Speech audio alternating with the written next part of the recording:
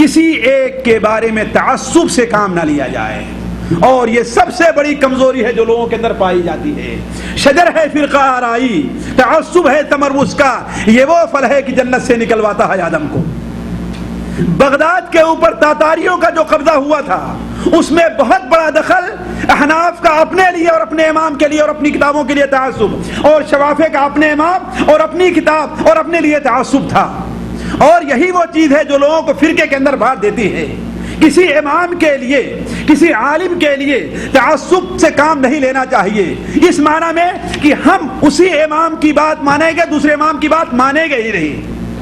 جس طریقے سے ہوتا ہے نا کہ بھائی ہم حنفی، ہمیں فقہ حنفی سے مسئلہ بتائیے، ہم شافعی، ہمیں فقہ شافعی سے مسئلہ بتائیے، ہمیں حدیث سے کوئی سروکار نہیں ہے۔ مجھے اچھی طریقے سے یاد ہے کہ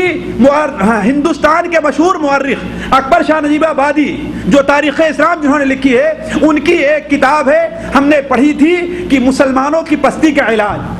مسلمانوں کی پستی کا علاج۔ جو پستی کا اسباب میں سے ایک سبب یہ بھی انہوں نے ذکر کیا ہے کہ مسلمانوں کا گروپ بندی کے اندر مبتلا ہو جانا، اور ہر گروپ کا اپنے ہی امام، اپنے ہی عالم، اپنے ہی شیخ کی بات سننا اور دوسرے کی بات سننے کے لیے تیار نہ ہونا۔ جس طریقے سے آج پایا جا رہا ہے کہ احناف حنفیوں ہی کی کتابیں پڑھیں گے، اہل حدیث اہل حدیثوں کی کتابیں پڑھیں گے، جماعت اسلامی والے جماعت اسلامی کی کتابیں پڑھیں گے، بلکہ صورتحال اہل حدیثوں میں یہ ہوتی ہے کہ جو جس گروپ اور جس جماعت کا ہے اسی کے جلسے میں شریک ہوتا، دوسرے کے جلسے میں نہیں آنا چاہتا۔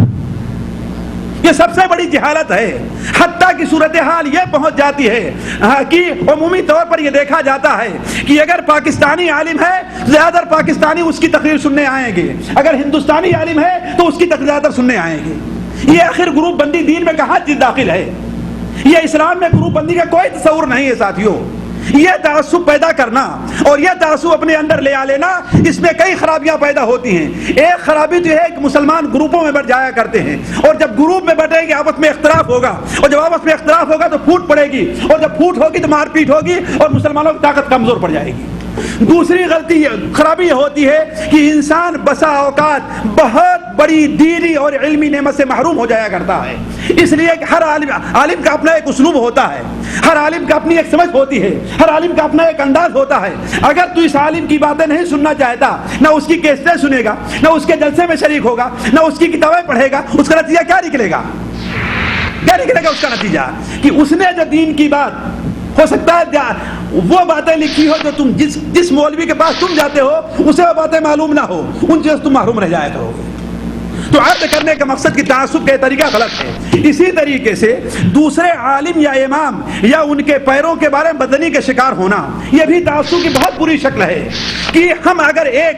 امام کو مانتے ہیں تو دوسرے امام کے بارے میں ہمارا دماغ بالکل بدنی کا شکار رہا کرتا ہے، اس کی غلطیوں کو ڈھونڈتا ہے، اس کی برائیاں ہی برائیاں ہمارے سامنے آتی ہیں، اچھائیاں اس کے سامنے نہیں آتی۔ جس طریقے سے اس دنیا کے اندر موجودہ دور میں آپ دیکھ لیں کہ ایک آدمی ایک عالم سے متاثر رہا کرتا ہے، اگر دوسرا عالم اس کے کسی قدر خلاف ہے تو اس کے بارے میں بدن ہو جایا کرتا ہے، اس کے بارے میں بدن، حتیٰ کہ بسا اوقات اس کے بارے میں نفاق کا حکم لگ جایا کرتا ہے، نعوذ باللہ من ذالک۔ ابھی کل میرے پاس نورانی صاحب بیٹھے ہوئے تھے تو ایک ڈاکٹر کے حوالے سے انہوں نے ایک واقعہ بیان کیا۔ پاکستان کے ایک اہل حدیث بہت بڑے عالم تھے، مولانا اسماعیل صاحب گجران والا کے رہنے والے تھے، اور انہوں نے دین کی بڑی خدمات کی ہے، ان کی بہت تصانیف ہیں، اور میں اہل علم سے کہوں گا کہ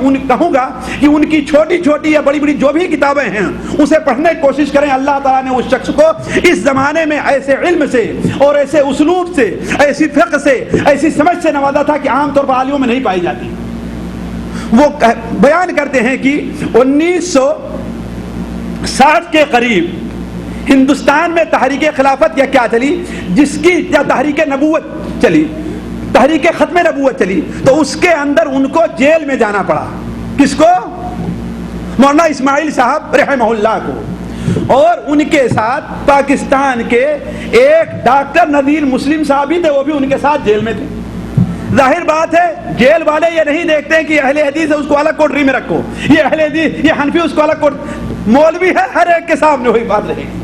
انہیں مولوی کی برائی کرنی ہے تو یہ نہیں دیکھتے کس جماعت کا مولوی ہے، ہر ایک کے اوپر وہی حکم لگا کرتا ہے، تو ہر ایک کو اٹھا کر کے ایک کوٹری میں رکھ دیا۔ رمضان کا مہینہ آیا تو ظاہر بات ہے وہاں پر زیادہ تر اہل علم جو تھے وہ علماء